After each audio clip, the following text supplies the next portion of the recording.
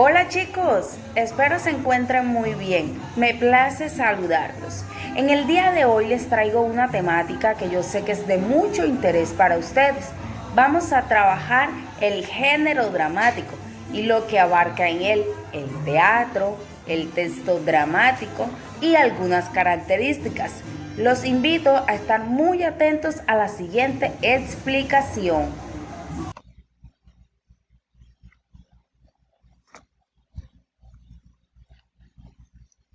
Género dramático. Esta palabra proviene de drama, que está destinado a ser representado públicamente frente a un auditorio. También se dice que es aquel que representa algún episodio o conflicto de la vida de los seres humanos por medio del diálogo de los personajes. El teatro abarca teatrón, representación de historias, la parte de la mímica, los gestos, la música y la danza. Cuando hablamos de teatrón, se dice que es lugar para contemplar. En cuanto al teatro, también se entiende como ese género literario que abarca obras de teatro para ser representadas ante un público o escenario, en la cual se combina todo con el fin de transmitir emociones o sentimientos. Encontramos obras de teatros en las que va a abarcar mucho la mímica, los gestos. Van a haber obras teatrales en cuanto a la música, a la danza y obras de teatro en las cuales las expresiones y sentimientos van a ser de más notar. ¿Qué es el texto dramático? Se dice que es toda creación literaria en la que un artista llamado dramaturgo concibe y desarrolla un acontecimiento dentro de un espacio y tiempo determinado.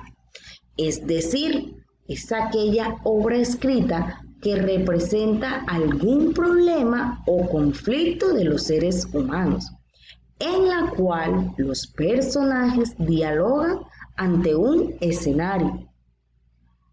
Es muy importante saber esto, y es que en la mayoría de las obras de teatro tienen un conflicto, es decir, una lucha de deseos que se opone y que hace que las cosas ocurran durante la obra, generando la acción. En el género dramático encontramos cierta estructura, definida de la siguiente manera. En cuanto a la exposición, se dice que es aquel donde encontramos todos esos datos importantes de lo que va a tratar el guión. En cuanto al nudo, presenta el conflicto o problema a desarrollar.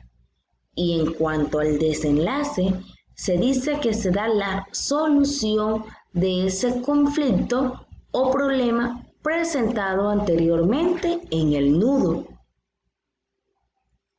Encontramos ciertas características: las acotaciones, desarrollo de historias, diálogos, monólogos aparte, guión teatral, historias dramáticas, historias cómicas. Vamos entonces a explicar cada una de ellas. En cuanto a las acotaciones, tenemos que son aquellas que explican los detalles que enriquecen la representación de las obras de teatro.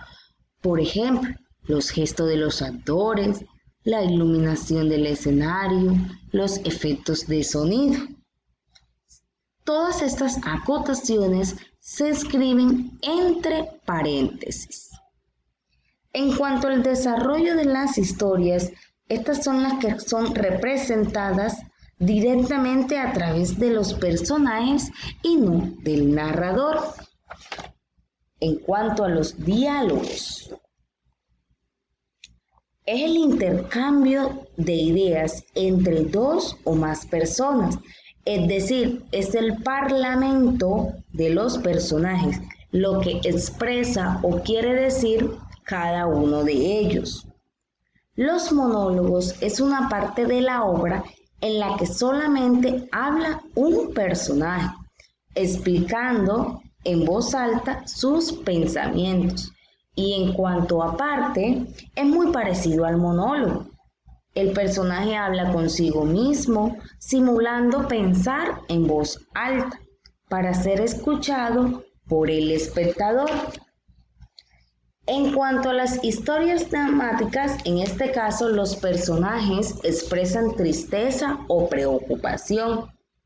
El teatro también puede representarse historias cómicas, donde las acciones son divertidas y hacen reír al público. Este es un ejemplo de guión teatral. Nos podemos dar cuenta que inicia presentando el título. Luego continúa detallando los personajes, cuáles son los que van a intervenir dentro de esta obra o guión teatral. Aquí encontramos dos ejemplos de acotaciones. En la primera parte, si nos damos cuenta, están entre paréntesis y aquí al final la palabra feliz y en el inicio la palabra sospechosa. Gracias. Listo, mis niños, espero les haya gustado la información. Ahora los invito a tomar los apuntes pertinentes en el cuaderno de lengua castellana.